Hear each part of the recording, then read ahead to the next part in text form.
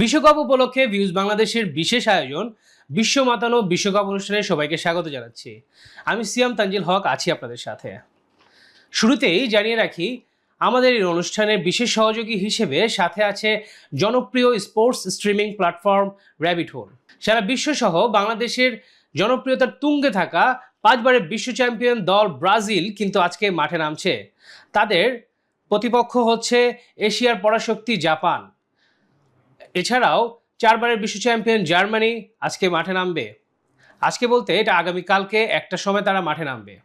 আর আজকে 11টার সময় খেলা হচ্ছে ব্রাজিলের। সব কিছু নিয়ে আলোচনা করব। আজকের এপিসোডে আমাদের সাথে অতিথি হিসেবে বরাবর মতো যুক্ত আছেন ভিউজ বাংলাদেশের চিফ রিপোর্টার হীরা তালুকদার। হীরা ভাই কেমন আছেন? জি ভালো আছে ভাই, আজকে তো একটা বিশেষ দিন বলতে গেলে, মানে আজকে থেকে যেমন গতকালকের ম্যাচটাও খুব গুরুত্বপূর্ণই ছিল, তবে আজকে থেকে মনে হচ্ছে যেন বাংলাদেশে এই ফুটবলের আমেজটা শুরু হতে যাচ্ছে, নকআউটের আমেজটা। বিশ্ব চ্যাম্পিয়ন ব্রাজিল মাঠে নামছে। তবে তার আগে যদি ছোট্ট করে জেনে রাখি, গতকালকের ম্যাচটা সাউথ আফ্রিকা বনাম কানাডার যে ম্যাচটা, সেটা দিয়েই তো আসলে আমরা নকআউট পর্বে শুরু করলাম রাউন্ড অফ 32-তে। কেমন লাগলো সেই ম্যাচটা ভাই? আসলে ম্যাচটা আসলে যেটা আমরা ভেবেছিলাম যে একতরফা হবে, যে অনেক গোল হবে, বিষয়টা কিন্তু দেখলেন আপনি যে সাউথ আফ্রিকা কিন্তু তাদের সর্বসাধ্য দিয়ে খেললো এবং এই ধরনের একটা ম্যাচে ওয়ার্ল্ড কাপের যে সেকেন্ড রাউন্ডের, আপনি জানেন যে ওয়ার্ল্ড কাপে এই নকআউট পর্বে দুই দলের কেউই কিন্তু কখনো খেলেনি। এটা তাদের প্রথম ম্যাচ ছিল, মানে তাদের হিস্ট্রিতে, যে নকআউট পর্বে উঠেই তারা একে অপরের দেখা হলো। নকআউট পর্বে দুই দলেরই কিন্তু প্রথম নকআউট পর্ব। আগে কানাডাও কখনো খেলেনি নকআউট পর্ব এবং সাউথ আফ্রিকাও খেলেনি।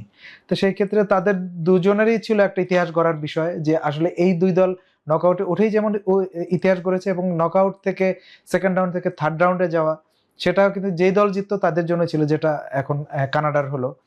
তো ম্যাচটা সাউথ আফ্রিকা দুর্দান্ত খেললো।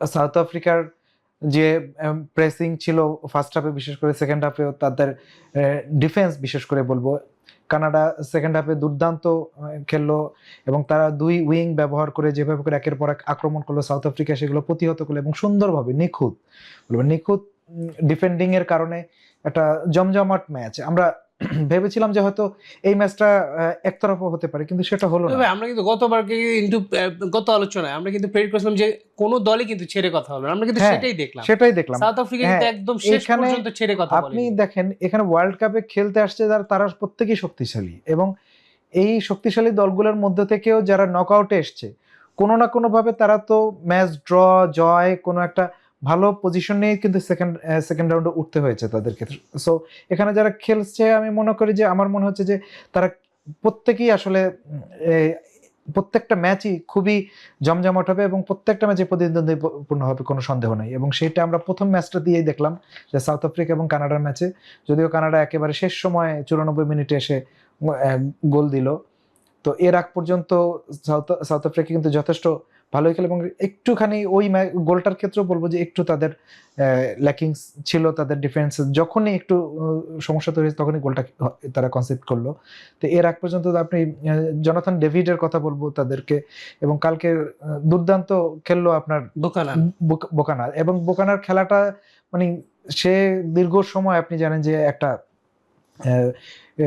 রিহ্যাবিলিটেশনের মধ্যে ছিল, তার পায়ে মারাত্মক একটা ইনজুরি হয়েছিল, প্রায় 7-8 মাস সে একদম বিছানার মধ্যে একেবারে স্ক্র্যাচ ভর করে হাঁটতো। সেই অবস্থা থেকে ফিরে দুর্দান্ত একটা খেলা খেললো, মানে এই অদম্য একটা মানসিকতা নিয়ে। এটা কিন্তু কানাডাকে শুধু সেকেন্ড রাউন্ড পার করাটাই না, আমি বলবো যে পরবর্তী ম্যাচগুলো, কানাডার যে সামনে যে ম্যাচগুলো হবে, সেটাও কিন্তু তাদের জন্য অনেকটাই মানে এগিয়ে রাখবে তাদেরকে এই ম্যাচের ইন্সপিরেশন থেকে। তাদের প্রতিটা, বোকানা যেরকম খেললো, জনাথন ডেভিড একের পর এক আক্রমণে তিনি একটা সামনে থেকে নেতৃত্ব দিয়েছেন, তিনি স্ট্রাইকার তাদের।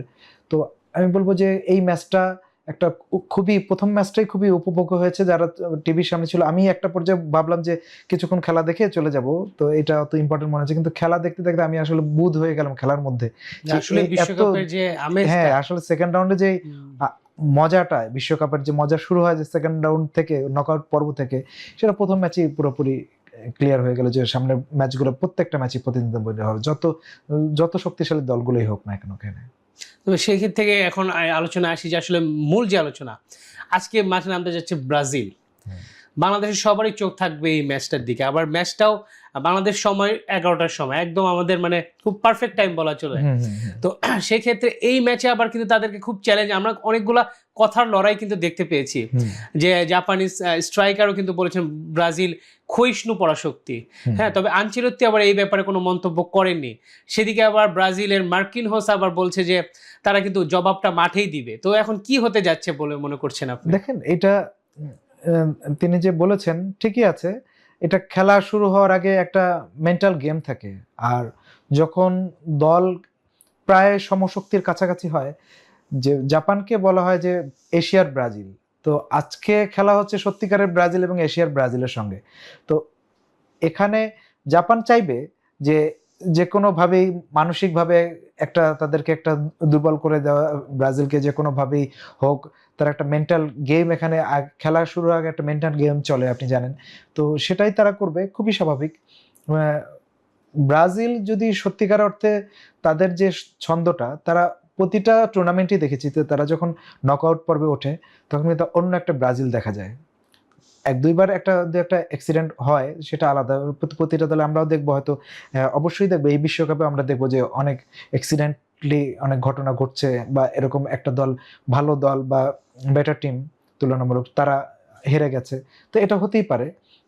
কিন্তু ব্রাজিল এবং জাপানের যদি আপনি শক্তি তুল্যমূল্য বিচার করেন, তাহলে 1-1ও যদি বিচার করেন, হ্যাঁ জাপানের অনেক প্লেয়ার আছে যারা ইংলিশ প্রিমিয়ার লিগ খেলে, বুন্দেসলিগায় খেলে, তারপরে আপনার ইয়েতে সিরিয়াতে খেলে। তো এটা বিষয় না, বিষয়টা হচ্ছে যে শক্তিমত্তার দিক থেকে আপনি আসলে বিচার করলে যেটা হয়, যে কাগজে কলমে অবশ্যই কোনো সন্দেহ নাই যে ব্রাজিল এগিয়ে, এবং জাপানের থেকে অনেকটাই এগিয়ে তারা, বলবো। কিন্তু জাপান, যেহেতু জাপানের সবচেয়ে বড় ব্যাপার তাদের হচ্ছে জাতিগতভাবে তারা একটা হার না মানা একটা মানসিকতা সবসময়, এবং এই জায়গাটা থেকে জাপানকে আমি অ্যাডভান্টেজ দিব যে এটা অনেক ক্ষেত্রে ব্রাজিলের থেকেও বেশি, যে তারা কম্প্যাক্ট একটা টিম, পুরো একটা টিম হয়ে খেলে একদম। তাদের গোলকিপার হতে শুরু করে তাদের সেন্টার ব্যাক, তাদের মিডফিল্ডার, তাদের স্ট্রাইকার, তাদের দুই উইং, তারপর রাইট ব্যাক, লেফট ব্যাক, প্রত্যেকে যখন খেলে একসঙ্গে তারা অ্যাটাকে যায়, একসঙ্গে নিচে নামে, একসঙ্গে মিডফিল্ড কভার করে বল পজিশন রাখার চেষ্টা করে। তো এই জিনিসগুলা জাপানের কিন্তু দুর্দান্ত। আজকে ব্রাজিলকে আমি এটা কির সাথে তুলনা করব, যে ব্রাজিলকে কমপ্লিট একটা টিমের সঙ্গে খেলতে হবে, হোক সে জাপান ব্রাজিলের থেকে শক্তিমত্তায় কিছুটা পিছিয়ে, তারপরও কমপ্লিট একটা দলের বিরুদ্ধে খেলতে হবে। এই দলটার সবচেয়ে ব্রাজিলের জন্য যে সমস্যা হতে পারে, যেটা তাদেরকে সবসময় মাথায় রাখতে হবে, পুরো 90 মিনিট খেলে উঠতে হবে ব্রাজিলকে। মানে হয়তো যদি এমন হয় যে ব্রাজিল এক গোল দিল বা কিছু, জাপান এমন একটা টিম, যে বললাম যে তারা কমপ্লিট একটা টিম হিসেবে খেলে, তখন ব্রাজিলের এই গোলটা 90 মিনিট পর্যন্ত বা এক্সট্রা টাইম পর্যন্ত কিন্তু নিরাপদ না জাপানের কাছে, যেটা আমরা কিন্তু গত বিশ্বকাপে দেখেছি, যেমন ক্রোয়েশিয়া অল্প কিছু সময়ের মধ্যে কিন্তু ব্রাজিলকে আবার গোলটা ব্যাক করে দিল, এবং ট্রাই ব্রেকারে ব্রাজিল নিতে হলো। আপনি দেখেন ব্রাজিলের কিন্তু দুর্বলতা এক জায়গায়, কিন্তু মিডফিল্ডে কোনো সমস্যা নেই এবং অ্যাটাকিং এ বিশ্বসেরা, কোনো সন্দেহ না। কিন্তু ব্রাজিলের যতটুকু সমস্যা, সেই সমস্যাটুকু কিন্তু তাদের ডিফেন্স লাইনে এখনো অনেকে বলছে, যেমন ব্রাজিলের সেন্টার ব্যাকে কিন্তু মার্কিনহোস আর গ্যাব্রিয়েল মাগালিয়াস আছে, যারা কিন্তু দুজনই চ্যাম্পিয়ন্স লিগের ফাইনাল খেলা, কিন্তু তারা কিন্তু চ্যাম্পিয়ন্স লিগ ফাইনাল খেলা, প্রিমিয়ার লিগ জেতা, তারা ম্যানচেস্টার সিটির বড় প্লেয়ার। কিন্তু আমি সেটা বলবো না, আমি বলছি যে এখানে যে তারা যে প্রিমিয়ার লিগে খেললো, এই ছাপটা তাদের কিন্তু বিশ্বকাপে এসে এই ছাপটা দেখলাম না। হ্যাঁ, তারা কিন্তু তাদের ডিফেন্স লাইনকে একেবারে দুর্ভেদ্য প্রাচীর কিন্তু করতে পারে না এখনো পর্যন্ত। তাদের গোল কয়টা কনসিপ্ট করলো সেটা না, আমি বলবো যে খেলা যারা দেখছে তারা বলতে পারবে যে ব্রাজিলের ডিফেন্স কিন্তু মাঝে মাঝে একদম ভেঙে চুরে একাকার হয়ে যাচ্ছে, হয়তো গোল খায়নি, হয়তো এলিসন বেকারের সেখানে এলিসন বেকার একা লড়ছে ওখানে। হ্যাঁ, তো একজন এইভাবে করে ডিফেন্স করবে, এইটা কিন্তু একটা পরীক্ষার মধ্যে ফেলবে তাদেরকে জাপানের সঙ্গে খেলাটাই। জাপান যে প্রেসিং এ খেলবে, তারা একসঙ্গে উঠে এসে যখন 7-8 জন প্লেয়ার যখন একদম অ্যাটাকিং এ থাকে, বাকিরা মিডফিল্ড কভার করে, ওই প্রেসারগুলা ব্রাজিল আসলে কিভাবে নেবে? ব্রাজিলকে কিন্তু ওই প্রেসার কিন্তু আজকে আপনি দেখবেন যে ব্রাজিলকে কিন্তু বারবার সেই পরীক্ষা দিতে হবে আজকে। এখানে যদি আরেকটা ট্যাকটিক্যাল একটা প্রশ্ন করি, যেমন ব্রাজিলের যেই পজিশনটাতে নেইমার খেলেন সেই পজিশনে কিন্তু এখন ম্যাথিয়াস কুনহা খেলছেন, একদম মিডফিল্ডে যে প্লে মেকারের রোলটা, সেখানে কিন্তু ম্যাথিয়াস কুনহা খুবই ভালো করছেন। তিনি কিন্তু নিচে নেমে আসছেন আমরা দেখছি, আবার কিন্তু ফরওয়ার্ডে যাচ্ছেন অন্যরকম। সে বারবার নিচে নামছে, বারবার কি ভাই নেইমারকে কি এই ক্ষেত্রে নামাবেন প্রথম একাদশে, নাকি ম্যাথিয়াস কুনহার উপরে তিনি ভরসা রাখবেন? এটা যদি বলেন যে দুই ব্যাপার, কুনহার খেলার যে গতি, সেই গতিটা এই মুহূর্তে আমি বলবো যে আপনি একজন নেইমার সমর্থক ভালো নাও লাগতে পারে, যে ওই গতিটা আসলে অবশ্যই আমরা এখন দেখছি না নেইমারের মধ্যে। কুনহা যেইভাবে করে মানে হুট করে নিচে নেমে যায়, হুট করে উপরে উঠে যায়, এরপরে একটা ভিনিসিয়াসকে যেভাবে করে সাপ্লাই দেয় বল, এই বলগুলা কিন্তু নেইমারের কিন্তু এখন আর সেটা নাই। সে দীর্ঘ সময়, সে নিঃসন্দেহে বিশ্বের অন্যতম সেরা প্লেয়ার, কিন্তু তার দীর্ঘ সময় সে ইনজুরিতে থাকার কারণে, খেলার মধ্যে টাচে না থাকার কারণে কিন্তু দীর্ঘ সময় একটা গ্যাপ হয়ে যাওয়ায় সেটা হয়তো সে মিস করছে এখন। তো কুনহাকে যদি খেলায়, এবং হ্যাঁ, এটাও আবার আরেকটা বিষয় আছে, নেইমার খেললে পুরো দল একটা উজ্জীবিত হয়ে যায়, যে উজ্জীবিত হয়ে একজন ক্যাপ্টেনের নেতৃত্বে খেলা, একজন বিশ্ব সেরা একজন প্লেয়ারকে সামনে রেখে তারপরে খেলা, সেইটা তাদেরকে অবশ্যই কাজে লাগবে। কিন্তু প্রকৃত যে মূল যে তাদের খেলাটা, তাদের যে গতিটা, দ্রুত আক্রমণ করা, ব্রাজিলের যে স্বভাব সুলভ যেটা একের পর এক আক্রমণ করে যাওয়া, সেই ক্ষেত্রে আমি বলবো কুনহা যদি খেলে তাহলে আপনার ভিনিসিয়াস জুনিয়রের জন্য কাজটা অনেক সহজ হয়ে যাবে।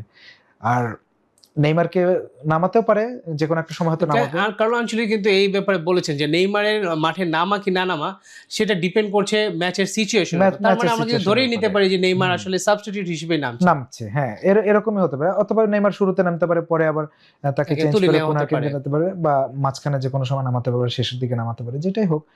তো এইটা ব্রাজিলের জন্য, ব্রাজিল আজকে যে কোনো ভাবে, ব্রাজিলও জানে, আমরা যেমন জানি, সবাই বাংলাদেশের সবাই জানি, আমরা বাংলাদেশে তো আমাদের বোদ্ধা বাংলাদেশের সবাই, হ্যাঁ, বিশ্বকাপের সময় এটা আরো বেশি দেখা যায়। তো সেক্ষেত্রে আনচেলত্তি খুব ভালো করেই জানে যে aজকে কি করতে হবে তাদের। সেক্ষেত্রে যদি এই ম্যাচের স্কোর প্রেডিকশনটা যদি আমি আপনাকে জিজ্ঞেস করি যে কি হতে পারে স্কোর প্রেডিকশন, এই ম্যাচের স্কোর প্রেডিকশন যদি বলেন, ম্যাচে একের পর এক আক্রমণ তো করবে ব্রাজিল, এবং কাউন্টার অ্যাটাক ভিত্তিক খেলা খেলবে জাপান টোটাল সবাই মিলে আক্রমণ করে, সেক্ষেত্রে জাপান যে আক্রমণ করে, জাপান কিন্তু গোল দিবে, আমার যেটা মনে হয় অবশ্যই আজকে গোল দিবে। সেক্ষেত্রে ব্রাজিলের ক্লিন শিট রাখাটা খুব টাফ হবে।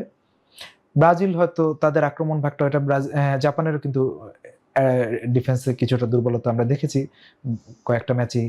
জাপান কিন্তু অনেকগুলো ম্যাচে গোল কনসেপ্ট করেছে, এবং সেক্ষেত্রে তাদের দুর্বলতাটা গুলাও ছিল, বিশেষ করে জাপানের রাইট ব্যাকটা একটু প্রবলেম, যে জায়গাটা জাপানে কিন্তু অনেক স্টার প্লেয়ারও কিন্তু অ্যাবসেন্ট আছে, এবং তাদের রাইট ব্যাকটা যেহেতু ওখানে দুর্বল কিছুটা মনে হয়েছে, তো সেই তাদের আবার লেফট ব্যাকে খেলে ভিনিসিয়াস, মাঝখান দিয়ে খেলবে লেফট ব্যাক দিয়ে, তো ওই ক্ষেত্রে তাদেরকে ভিনিসিয়াসকে আটকানো একটু কঠিন হবে। সেক্ষেত্রে আমি বলবো যে ম্যাচটা 2-1 হতে পারে, ব্রাজিলের জিততে পারে 2-1-এ। আর যদি এমনও হয় যে শেষ মুহূর্ত পর্যন্ত ড্র হতে পারে, ড্র হলে হয়তো এক্সট্রা টাইমে খেলা নিষ্পত্তি হবে বা টাই ব্রেকারে। ধন্যবাদ। এবার যদি আসি যে পরে আরেকটা ম্যাচ আছে, আরেক বিশ্ব চ্যাম্পিয়ন জার্মানি, তারা মাঠে নামছে প্যারাগুয়ের বিপক্ষে। সেক্ষেত্রে আমরা কিছুটা কথার লড়াই কিন্তু আমরা দেখেছি, প্যারাগুয়ের কোচ কিন্তু বলেছেন তারা কিন্তু জার্মানির কে ছেড়ে কথা বলবে না। বলছেন জার্মানি খেলার সম্পর্কে আমাদের ভালো ধারণা আছে। হ্যাঁ, ভালো ধারণা আছে, এটাও তারা তিনি আরেকটা কথা বলেছেন যে ব্রাজিলকে এবং আর্জেন্টিনাকে প্যারাগুয়ে হারিয়েছে, এবার জার্মানির পালা। তো এবার কি আসলে জার্মানির পালা হবে? হ্যাঁ, তারা বাছাই পর্বে কিন্তু তাদের মাঠে ব্রাজিলকে হারিয়েছে, আর্জেন্টিনাকে হারিয়েছে। তাদের গ্রুপ ম্যাচে তারা ইউএসএ এর সঙ্গে হারলো। তো ওই ম্যাচটা আমরা দেখেছি যে ইউএসএ কে মোটামুটি যে নাস্তানাবুদ করা, এবং তারা প্যারাগুয়ে কিন্তু বিদায় করেছে কাদের, এইবারের অন্যতম ডার্ক হর্স তুরস্ককে। তো আর্দা গুলার একবার বলেছে যে প্যারাগুয়ে আমাদের স্বপ্ন ভেঙে দিল। হ্যাঁ, আর অন্য কোনো ম্যাচের কথা, অস্ট্রেলিয়ার কথা সে বলে নাই, সে বলল প্যারাগুয়ের কথাই। তো এই প্যারাগুয়ে শক্তি তাদেরকে কিন্তু দেখিয়ে আসছে যে তারা তুরস্কের সঙ্গে, অস্ট্রেলিয়ার সঙ্গে প্রতিটা ম্যাচেই তারা চেষ্টা করেছে এবং তুরস্ককে হারিয়ে তারা আসছে। তো এই প্যারাগুয়েকে নিয়ে আমি বলবো যে অবশ্যই জার্মানিকে ভাবতে হবে যে এটাকে হালকাভাবে নেওয়ার কোনো সুযোগ নেই। জার্মানি ভালো টিম, কিন্তু তারা কিন্তু তাদের প্রকৃত ছন্দে কিন্তু তারা নাই। এবং প্যারাগুয়ের কোচ আজকে বললো যে আমরা জার্মানি সম্পর্কে ভালো করেই জানি। তো জার্মানির ম্যাচটা অতটা সহজ হবে না। তবে জার্মানির এই যে হাই প্রেসিং, তাদের যে লং বল খেলা, লং বল রিসিভ করা, তাদের শারীরিক অবস্থা, তারা সবাই লম্বা লম্বা প্লেয়ার, এবং প্রয়োজনে কিন্তু জার্মানি শর্ট পাসও কিন্তু শর্ট পাস খেলতে পারে, লং পাস খেলতে পারে, লং পাস রিসিভ তাদের দুর্দান্ত, ওয়ার্ল্ডের মধ্যে অন্যতম সেরা বলবো। সেই ক্ষেত্রে ম্যাচটা জমজমাট হবে। এবং ভাই এখানে এটা যদি মজার একটা বিষয়, যেটা যে আজকালকার ছেলেরা অনেকেই জানে না, কিন্তু আমরা কিন্তু যারা 90-এর দশকে কিন্তু প্যারাগুয়েকে রেগুলারই বিশ্বকাপে দেখতাম, এবং তারা কিন্তু বিশ্বকাপে মাঝখানে কিছু বিরতি ছিল, বিশ্বকাপে কিন্তু তারা খুব অভিজ্ঞতা। এই অভিজ্ঞতা কি তাদের কাজে লাগবে? অবশ্যই কাজে লাগবে। প্যারাগুয়েকে আমরা যারা জানে না তারাই কিন্তু আন্ডার এস্টিমেট করে। প্যারাগুয়ে খুবই দুর্দান্ত একটা টিম, তারা ল্যাটিন আমেরিকার একটা খুবই ভালো দল, তারা নিয়মিত বিশ্বকাপ খেলছে। তো এরকম একটা দলকে প্যারাগুয়ের সাথে যার সাথেই খেলা হয়, আমি কিন্তু ওই যে এই আপনার ওই অনুষ্ঠানে কিন্তু আমি শুরুর দিকে বলেছিলাম, খেলা বিশ্বকাপ শুরু হওয়ার আগেই যখন আমরা ম্যাচ নিয়ে আলোচনা করছিলাম, যে প্যারাগুয়েকে অনেকে গোনায় ধরছে না, কিন্তু প্যারাগুয়ে কিন্তু দুর্দান্ত দল। তারা কিন্তু কমপ্লিট একটা দল, তারা একদম তাদের 3 পজিশনেই মিডফিল্ড, অ্যাটাকিং, ডিফেন্স প্রত্যেকটা জায়গায় তারা ভালো খেলে। সাউথ আফ্রিকা যেরকম খেলো, সাউথ আফ্রিকার থেকেও কিন্তু প্যারাগুয়ে ভালো দল। তো এই ক্ষেত্রে জার্মানিকে অনেকেই ভাবতে পারে যে জার্মানির সাথে প্যারাগুয়ে কি, মানে ওই যে যেটা বললেন আপনি, এই যুগের অনেকেই জানে না যে প্যারাগুয়ে কি। প্যারাগুয়ে কিন্তু অনেক কিছু। প্যারাগুয়ের যে কি সেটা আজকে জার্মানি আসলে দেখবে তাদের খেলায়, এবং এই ম্যাচটা অবশ্যই দুর্দান্ত একটা ম্যাচ হবে।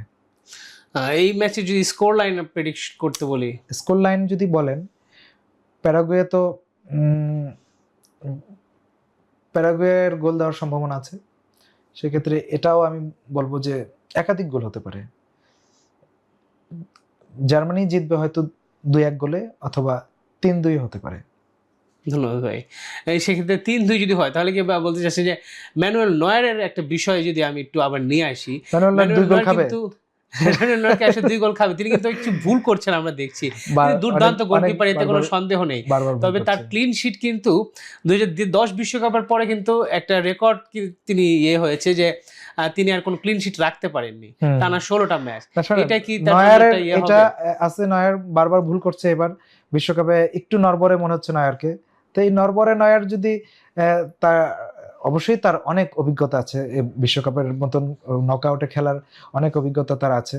সো নয়ারের, তারপরেও বলবো যে নয়ারের যে এখন সে সেরা ফর্মে নাই। প্যারাগুয়ের ওই অ্যাটাকিংটা তাদের, এবং জার্মানিরও ডিফেন্স অত না। তবে জামাল মুসিয়ালা যদি আজকে জ্বলে ওঠে, তাহলে জার্মানির পক্ষে হয়তো শেষ হাসিটা জার্মানি হাসতে পারে, এবং নয়ার হয়তো গোল খেলেও জার্মানি গোল দিবে অনেক। ধন্যবাদ ভাই। এবার যদি আসি সর্বশেষ ম্যাচ নিয়ে, যেটা আগামীকালকে সকাল 7টায়, এটাও কিন্তু খুব ইন্টারেস্টিং একটা ম্যাচ। হ্যাঁ, এটা নেদারল্যান্ডসের সাথে খেলা হবে মরক্কো। এটা ইন্টারেস্টিং, এটাকে বলবো আমি এই গ্রুপ পর্বের শেষ করে যে নকআউট পর্ব শুরু হলো, এই নকআউটের রাউন্ড অফ 32 সবচেয়ে ইম্পর্টেন্ট ম্যাচ এবং সবচেয়ে উপভোগ্য ম্যাচ হতে চলছে। অনেকে বলছে জাপান ব্রাজিল, হ্যাঁ আমি বলবো যে জাপান ব্রাজিল বা পর্তুগাল ক্রোয়েশিয়া, আমি বলবো যে না, নেদারল্যান্ডস মরক্কো, এইটা হচ্ছে সবচাইতে হাই ভোল্টেজ ম্যাচ। কারণ হচ্ছে কি, যা দেখেন এই দুই দলের শক্তিমত্তায় প্রায় সেম, এবং বলবো অলমোস্ট সেম। ব্রাজিলের সঙ্গে যে ম্যাচটা খেললো আপনার মরক্কো কিন্তু এক এক গোলে ড্র করলো। মরক্কো যেইভাবে করে খেললো, যেই গতিতে খেললো, যেই স্পিডে খেললো, পরবর্তী ম্যাচগুলো খেলে না, হয়তো তাদের দরকারও ছিল না, কিন্তু আজকে কিন্তু খেলবে তারা নকআউট যেহেতু। এবং প্রতিপক্ষ যখন নেদারল্যান্ডসের ওই হাই প্রেসিং তারা কিন্তু মোকাবেলা করবে, তারাও কিন্তু হাই প্রেসিংয়ে খেলে।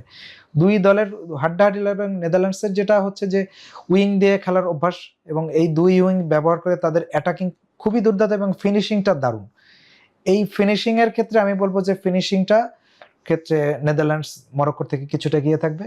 কিন্তু নেদারল্যান্ডসের যে দুর্বল দিকটা আমি দেখলাম যে তাদেরও কিন্তু একই অবস্থা, ওই যারা এরকম হাই প্রেসিংয়ে খেলে তাদের ডিফেন্সটা একটু দুর্বল হয়। তো মানে দুর্বল বলতে ওরকম না, মানে তুলনামূলক তাদের যে মিডফিল্ড এবং যে অ্যাটাকিং যতটা, উইং যতটা কার্যকরী, ততটা কার্যকরী আমার কাছে অতটা মনে হয়নি তাদের ডিফেন্স। সেই ক্ষেত্রে মরক্কোর কিন্তু চান্স আছে। মরক্কোর যেহেতু মিডফিল্ড অনেক ভালো এবং তারা ওইরকম করে দ্রুত অ্যাটাকে যায় এবং ছোট পাসে খুবই দ্রুত পাসিং তাদের, এই পাসটা যদি তারা ওইভাবে করে খেলতে পারে, পুরা টিম যদি একসঙ্গে খেলে, মরক্কোর জন্য চান্স থাকবে। মরক্কো যদি তাদের ডিফেন্সটা ওইরকম করে ভালতে পারে, তাহলে নেদারল্যান্ডসের জন্য অনেক টাফ হবে তাদের।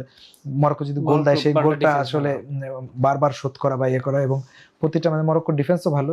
সেক্ষেত্রে ম্যাচটা এবারের আমার মতে সেকেন্ড রাউন্ডের অন্যতম সেরা ম্যাচ হতে যাচ্ছে। এই ম্যাচটা যদি স্কোর লাইন প্রেডিকশন করতেন? এই ম্যাচে স্কোর লাইন প্রেডিকশন তো খুবই কঠিন। আমার কাছে মনে হচ্ছে স্কোর লাইন যদি বলি আমি 2-2, যেহেতু একটা নিষ্পত্তি করতেই হবে, যেহেতু এটা নকআউট পর্ব, একজনকে বিদায় নিতে হবে, আরেকজন পরের রাউন্ডে যাবে, সেক্ষেত্রে এটা অতিরিক্ত সময় যেতে পারে। বল মানে 2-2 আমার কাছে মনে হচ্ছে গোল হবে। গোলের হওয়ার পরে এটা, অথবা যদি আগে গোল হয় তো বলা কঠিন যে মরক্কো জিতবে নাকি নেদারল্যান্ডস, মানে 90 মিনিটের মধ্যে, এটা খুবই কঠিন।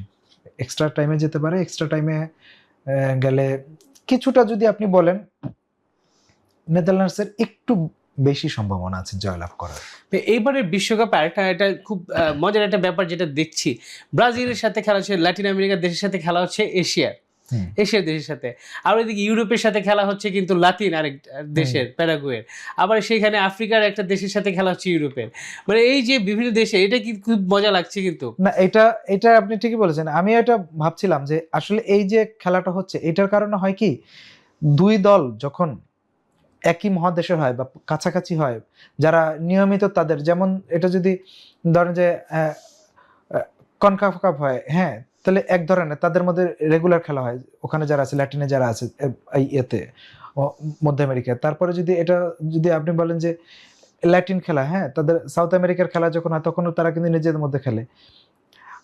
আফ্রিকার দলগুলো নিজেদের মধ্যে খেলে, ইউরোপের দলগুলো নিজেদের মধ্যে খেলে, এশিয়ার জাপান, এশিয়ার সৌদি আরব, উজবেকিস্তান, এদের সঙ্গে রেগুলার খেলে। কিন্তু যখন অন্য মহাদেশের সঙ্গে খেলাটা হয়, তখনই কিন্তু খেলার ধাঁচ কিন্তু একজন আরেকজনের ধরতে পারে না। আজকে আমরা জাপানের কথা কেন বললাম, জাপান আর ব্রাজিল, জাপান যদি এটা ল্যাটিনের কোনো দেশ হতো, তাহলে কিন্তু এটা হতো না, তাদের সম্পর্কে জানা ছিল। এখন কিন্তু অতটা ধাতস্থ না ব্রাজিল জাপান সম্পর্কে, এমনকি জাপানও কিন্তু ব্রাজিল অতটা ধাতস্থ। এই কারণে খেলাটা খুব ইন্টারেস্টিং হবে। এবং যখন ধাতস্থ থাকে, তখন কিন্তু দুই দলের মধ্যে শক্তির পার্থক্যটা কমে আসে। এবং যখন অন্য মহাদেশের সঙ্গে খেলা হয়, যেমন মরক্কো এবং নেদারল্যান্ডস যত শক্তিশালী হোক, মরক্কোর ওই ধাঁচের খেলার সঙ্গে তারা অভ্যস্ত না, যেই কারণে তারা রেগুলার খেলে না। যে কারণে এই ম্যাচটা ইন্টারেস্টিং হবে এবং এনিবডিজ গেম। এখানে মরক্কো জিততে পারে, নেদারল্যান্ডসও জিততে পারে। আপনি ধরেন এখানে কিন্তু আরেকটা কথা যদি বলি, যে খেলবে আপনার ফ্রান্স খেলবে হচ্ছে সুইডেনের সাথে। ফ্রান্স যত ভালো খেলে আসুক, সুইডেনের সাথে খেলা কিন্তু তাদের জন্য টাফ হবে, কারণ হচ্ছে সুইডেন খুব ভালো করে জানে ফ্রান্স কি করতে পারে, কি করতে পারে না। তো এই জিনিসগুলো যখন এক মহাদেশে হয়, তখন কিন্তু কিছু অ্যাডভান্টেজ থাকে, কিছু মানে ছোট দলগুলো একটু কম শক্তির দলগুলোর জন্য অ্যাডভান্টেজ থাকে, বড় শক্তির দলগুলোর জন্য একটু ডিমেরিটস হয় এটা। তো এই ক্ষেত্রে ওই যে সুইডেন আগেই বলে দিচ্ছে আমরা নেদারল্যান্ড সম্পর্কে সব জানি, এই ফ্রান্স সম্পর্কে, তো খুব স্বাভাবিক, তারা রেগুলার ইউরোতে তাদের সঙ্গে খেলা হয়, বাছাই পর্বে খেলে, নিজেদের মধ্যে টুর্নামেন্টে খেলে। তো এইটাই হচ্ছে বিষয়। তো এই যখন অন্য মহাদেশের সঙ্গে খেলাটা খুব ইন্টারেস্টিং হয়। আপনি দুই ঘরানা দুইটা খেলা দেখবেন, দুই দলের দুই ধরনের খেলছে, তো এটা খুব মজার। এবারে ধন্যবাদ ভাই। এবারে 3 দেশে আয়োজিত বিশ্বকাপ যেন সবগুলো রঙেই রঙিন হয়ে উঠছে। এবারে রাউন্ড অফ 32 যেন শুধু দেশগুলোর মধ্যে না, যেন মহাদেশের মধ্যেই একটা লড়াই। এবং এই লড়াইয়ে কি জিততে পারবে হলুদ সাদা জার্সিধারীরা? 5 বারের বিশ্ব চ্যাম্পিয়ন ব্রাজিল কি যেতে পারবে পরের রাউন্ডে, নাকি থেমে যাবে তাদের হেক্সা মিশন? কি হবে বিশ্ব চ্যাম্পিয়ন জার্মানি কিংবা নেদারল্যান্ড অথবা মরক্কোর ভাগ্যে? জানিয়ে দিন কমেন্ট বক্সে। ধন্যবাদ।